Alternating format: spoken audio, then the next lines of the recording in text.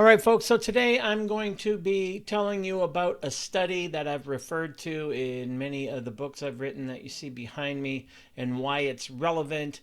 This study from the New England Journal of Medicine, October 2011, all about metabolism and how dieting makes you fat and yet no one cares. So I thought I've referenced this study in the books, but I've never really actually broke it down for people in a webinar format, even though it's so relevant to why people regain lost weight, even though no one ever looks at that.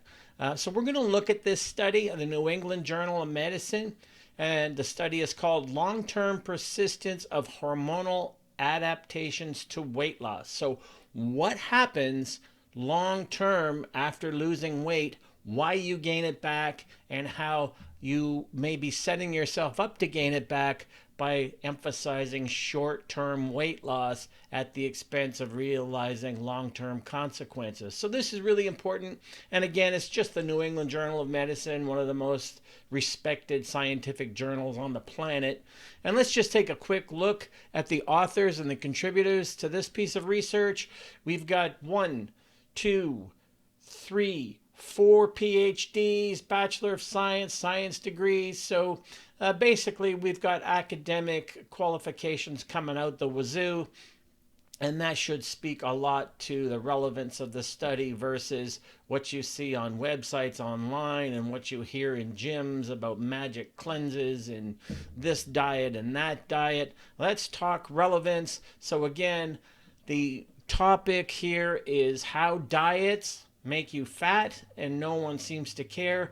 We need to understand about metabolism. Finally, there's a study that looks at the long-term consequences of ill-advised diets, mostly low-calorie, calorie-controlled diets. Now, I want to point out a few ableisms reflected in this study. 1, metabolism must be fed, not starved. There are long-term consequences to trying to starve off fat because of the metabolic sequence of events and domino effects that end up happening. Ableism number 2, coax the body and it responds. Force the body and it reacts. So doing things like going low calorie, low carb, things like that, outside in calorie control is going to be forcing the body, and there's going to be long-term dire consequences to that, as this research shows. So remember the ableism: coax the body and it responds, force the body and it reacts. That's something I've been writing about forever because I'm one of the few people who actually covers metabolism in its real realms of time. 3 realms of time for the metabolic compensation system: the immediate realm of time, the residual realm of time, and the cumulative realm of time. And this piece of research looks at all 3, but also emphasizes on what happens after the diet while someone's regaining the weight.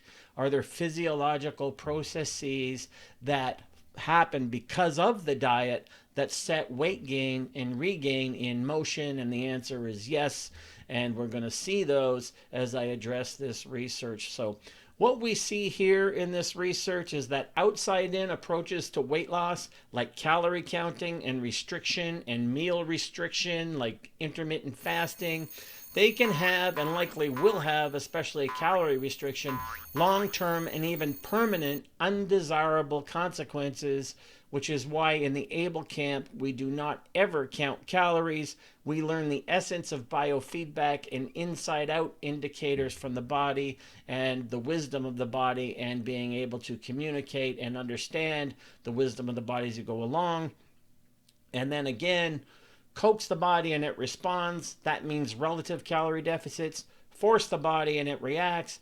That refers to absolute calorie deficits, and I'll talk about that as we go along. So let's put the research up there once again from the New England Journal of Medicine. And again, long-term persistence of hormonal adaptations to weight loss.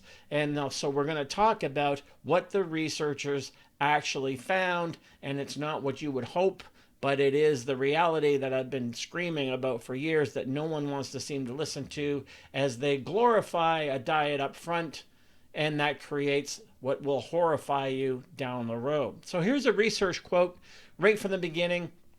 And let me quote the research. We'll put this up here every time I quote the research. We'll try to get it on the screen for you. After weight loss, changes in the circulating levels of several peripheral hormones involved in the homeostatic regulation of body weight occur. Whether the changes are transient or persist over time may be important for an understanding of the reasons behind the high rate of weight regain after diet-induced weight loss. Diet-induced weight loss. Boom. Finally, a study about how metabolism reacts to diets and weight loss. And you need to know and learn and understand this. And note, this is in the New England Journal of Medicine, came out well before the Biggest Loser study that shows the exact same conclusions, and also came out just before things like Fitbit and all these other things for calorie tracking became popular. And I'm sure this research will tell you why that's not a very good idea.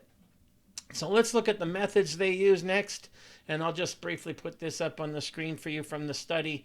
We've already showed you the whole study. We enrolled 50 overweight or obese patients without diabetes in a 10-week weight loss program for which a very low energy diet was prescribed at baseline, which means before the weight loss occurred, at 10 weeks, which is that residual realm of time after program completion, and at 62 weeks, which is a whole year plus 10 more weeks. We examined circulating levels of leptin, ghrelin, peptide YY, gastric inhibitory polypeptide, glucagon-like peptide 1, amylin, pancreatic polypeptide, cholecystokinine, and insulin, and subjective ratings of hunger.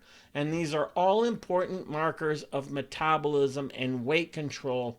What happens of the stimulus of a diet long term that can set you up to regain, not only regain the weight you lost, but even more, and set you up for a world of hurt down the road. So these are important things. I'm going to explain the science as I go along, so you don't need to understand big long words like cholecystokinine or gastric inhibitory polypeptide. I'm just going to tell you what the conclusions are. All you need to know is that these are biochemical and hormonal markers that have a lot to do with weight control and metabolism. And that's very, very important as we move along. So what were the results? Well, let's just put that up on the screen. And again, I will translate the academic speak for you into plain English. Weight loss led to significant reductions in the level of leptin, peptide YY, cholecystokinine, insulin, and amylin, and to increases in levels of ghrelin, gastric inhibitory polypeptide, and pancreatic polypeptide. There was also, listen to this, a significant increase in subjective appetite. 1 year after the initial weight loss, there were still significant differences from baseline, meaning before the diet, in the mean levels of leptin, peptide YY, cholecystokinine, insulin, ghrelin, gastric inhibitory polypeptide, and pancreatic polypeptide, as well as hunger. Drastic, significant differences. And I'm going to tell you what ghrelin is and leptin is and why these things going in the direction they do after a diet matter, and how and why they lead to regain of weight and all kinds of metabolic issues that will make it harder to lose the weight in the future. So again, subjective increase in appetite as well as actual hunger, that's worth repeating. And that stayed with the person 62 weeks after the weight loss was completed or the diet was completed. So over a year and 10 weeks later, there's still these metabolic consequences of an increased sense of appetite and an increased feeling of actual physiological hunger, as well as these other biochemical and hormonal indicators that are going to trigger weight gain, not weight loss. So let's look at what this means then. These are my words now. I'm explaining to you the science speak of these biochemical feedback responses. In a normal feedback response, a low level of leptin triggers hunger and an increase in food consumption, as does increased levels of ghrelin. Ghrelin increases food intake, increases food intake and fat mass by action in the hypothalamus in the brain.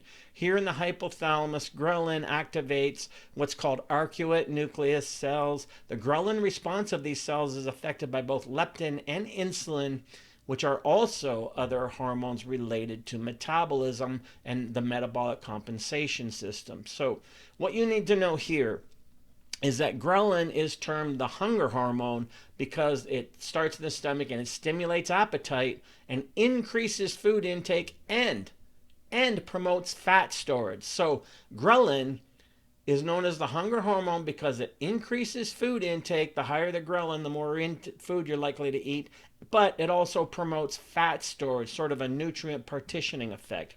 When administered to humans, ghrelin increases food intake up to 30%. It circulates in the bloodstream and acts in the brain, an area of the brain crucial to the control of appetite. So what happens, we see 62 weeks later, an increase in ghrelin, which increases your appetite, increases your food intake, and increases your fat storage. And that's a year and 10 weeks after the diet was over. So this spells a significant 1-2 punch of devastating consequences of improper dieting. Ghrelin increases appetite and fat.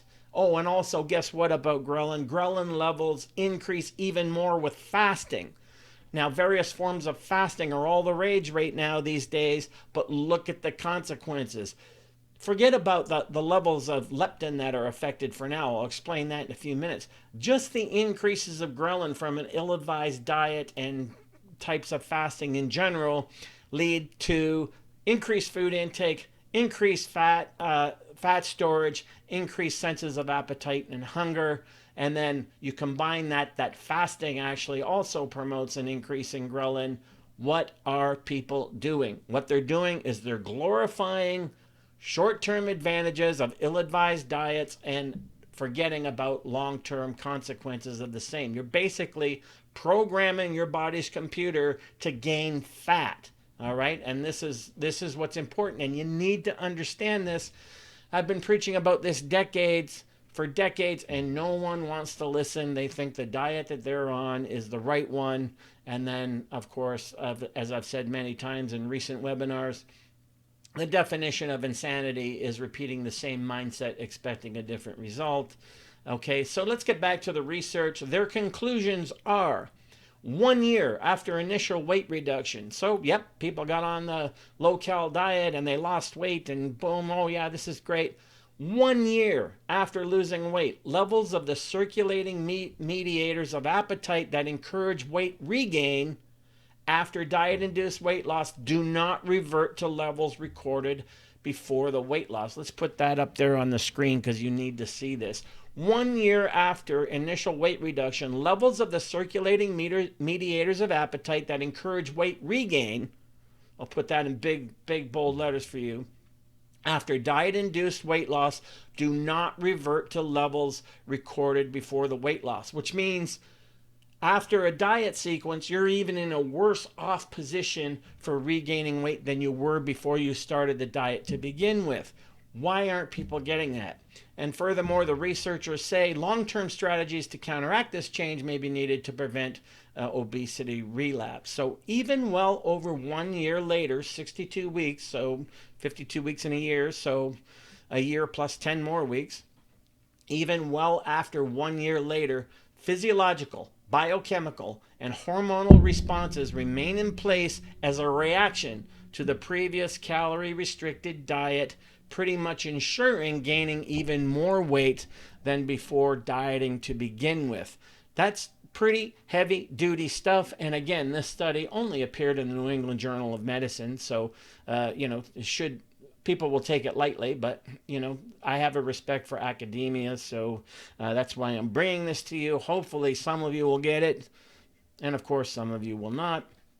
Let's get back to the research. So the researchers say caloric restriction results in acute compensatory changes, including profound reductions in energy expenditure and levels of leptin and cholecystokinine and increases in ghrelin and appetite, all of which promote weight regain. Let me say that again. All of which promote weight gain. Boom. So what they're saying here is you not only have a 1-2 punch, you have a 1-2-3-4 punch. The acute compensatory changes in the metabolic compensation system, all right, profound reductions in energy expenditure, which means your metabolism is slowing down, profound reductions in the levels of leptin, which means it gets easier to gain weight, and increases in ghrelin, which make you hungrier and have a bigger capacity to eat more and to store more fat. All of these things singularly promote weight regain, and then together the whole is greater than the sum of its parts. So all of these together promote weight gain, even in natural situations. But as a result of the diet, this is what is happening. What I call metabolic damage is actually the ramifications of ill-advised diets and the long-term consequences that this research is pointing out. Things that I've been attacked for saying for years. Metabolic damage doesn't exist. Well, this is exactly what I'm talking about. And I have a book, as you see behind me, The Anti-Diet Approach to Weight Loss and Weight Control, as well as my book, Metabolic Damage and the Dangers of Dieting. This research was reflected in that. Let's get back to what the researchers have to say. It was recently shown that a disproportionate reduction in 24-hour energy expenditure persists in persons who have maintained a reduced body weight for more than 1 year. In other words, what this research shows is that the result of dieting through caloric restriction is a slowed metabolism. This is the metabolic compensation system responding and reacting. Because you force the weight off, the reaction is that your metabolism slows over time, so you're not burning as much energy as you were before you started dieting. And of course, this can have a devastating response no matter how much you're exercising down the road. Hopefully you understand that, but I'll come back to this in a minute. Let's get back to the research again. Ratings. This is really, really important. So let's put this up on the screen, of course. Back to the research. Ratings for preoccupation with thoughts of food as compared with baseline ratings tended to increase at both week 10 and were significantly increased at week 62. Boom. All right. So even more than 1 year post-diet, obsession with food and eating remains heightened. Is that what you want? Is this how you think you can keep weight off forever, by dieting in a way that creates long-term hunger and appetite and food obsession? Let's put that up there again. Ratings for preoccupation with thoughts of food as compared with baseline ratings, which means pre-diet, tended to increase both at week 10 and were significantly increased over a year and 10 weeks later. So you start obsessing about food, preoccupation with thoughts of food, and of course that displaces other positive, more constructive thoughts you could be having. And yet this is the North American diet mentality madness that I'm always talking about. So let's get back to the research, and I'm quoting them again here. Put this here for you to see.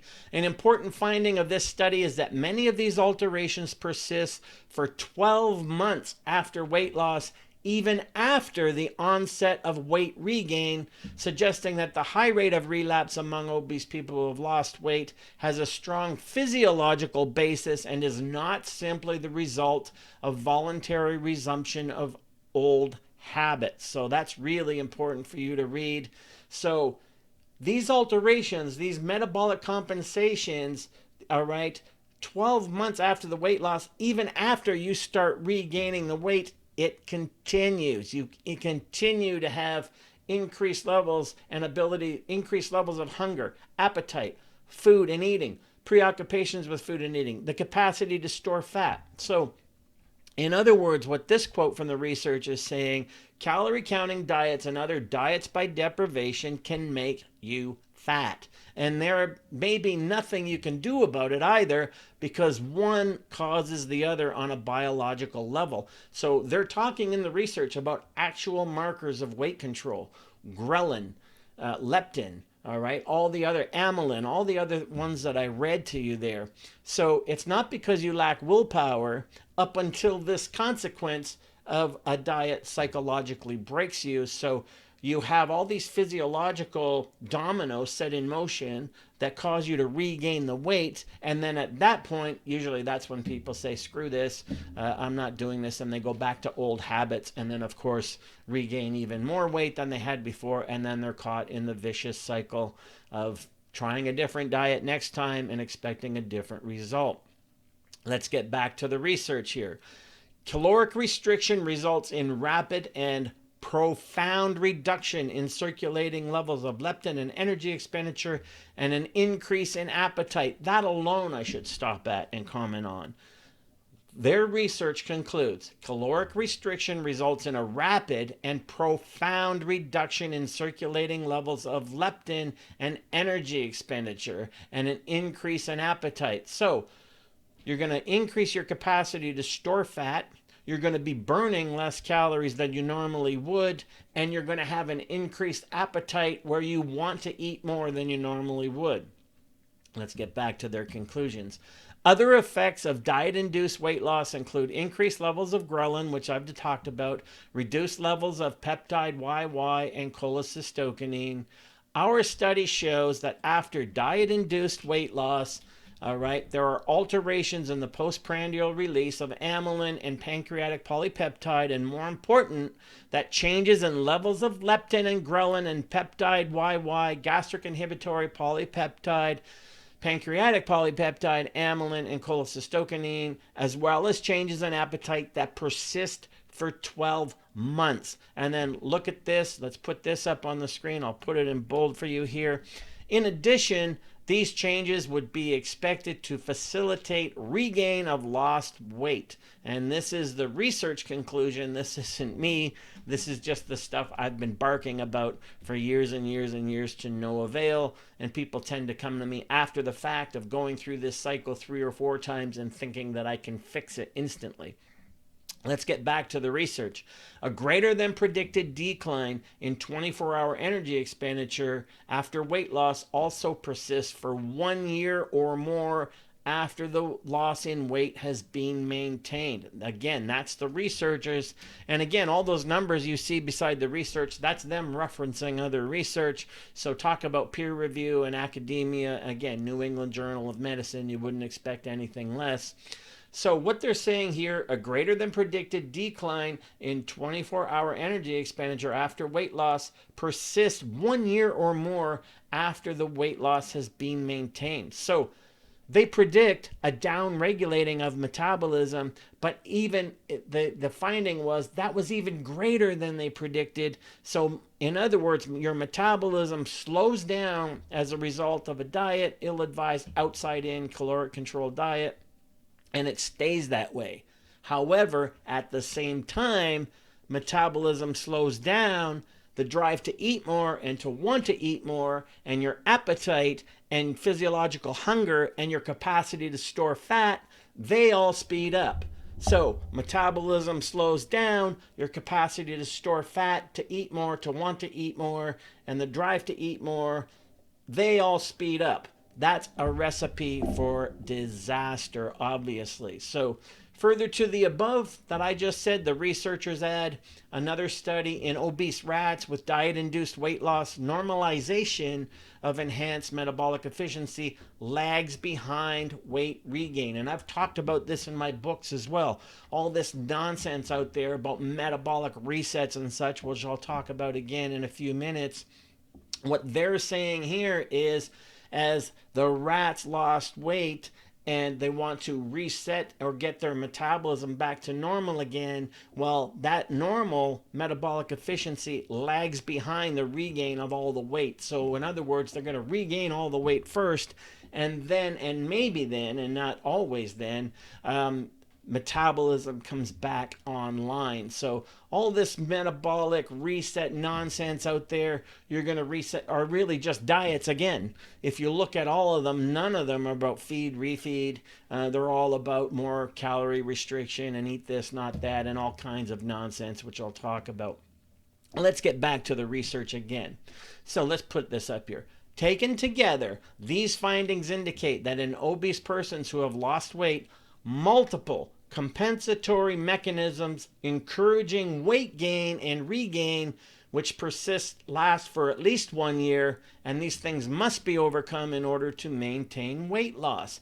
Now, they specifically point out about the evolution of metabolism. So they say these mechanisms would be advantageous for a lean person in an environment where food was scarce, But in an environment in which energy-dense food is abundant and physical activity is now largely unnecessary, here's what they say, I'll put it in bold, the high rate of relapse after weight loss is not surprising. So one of the things about this conclusion I wanted to include is that even these researchers are acknowledging what I've been preaching about for years and years about the North American diet mentality madness. Is what they're talking about is that we live in a world of food abundance, and this reality must be included, not excluded, from any discussion or any real world weight loss program. You can't pretend we're existing like our ancestors in a world where food is scarce, because we don't live in that world,